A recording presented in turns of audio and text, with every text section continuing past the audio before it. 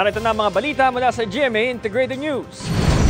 Sabay-sabay na sinira ng Department of Trade and Industry ang ilang produktong kinumpiska dahil bagsak sa Quality and Safety Certification.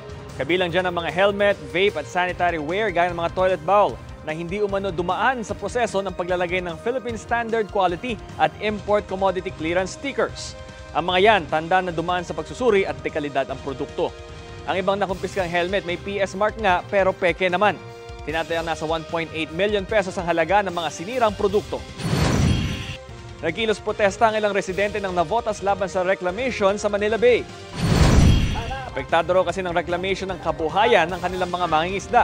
Hindi pa rin daw nila natatanggap ang ipinangako noong kabuhayan at scholarship kaya duda rin daw sila kung matutupad ang anumang kasunduan.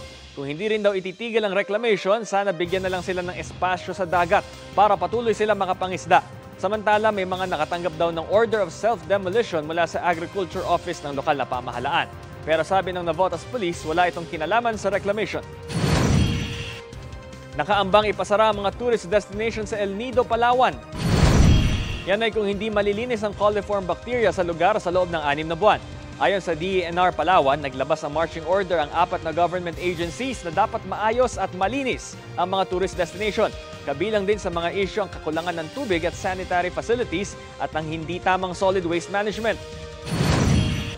Narito naman ang iba pang balita ang binabantayan ng GMA Integrated News. Mga Pinoy sa niraid na Pogo Hub sa Bamban, Tarlac, pinakawalan na. Suspensyon sa nasa 23 tauhan ng NFA binawi ng Ombudsman dahil hindi raw sangkot sa umano'y paluging pagbebenta ng rice buffer stock. At kampo ni Pastor Apollo Kibuloy nagsumite na ng compliance and legal justifications kasunod ng show cause order ng Senado. Para sa mas malaking misyon at mas malawak na paglilingkod sa bayan. Ako po, si Bam Alegre ng GMA Integrated News, ang News Authority ng Pilipinas.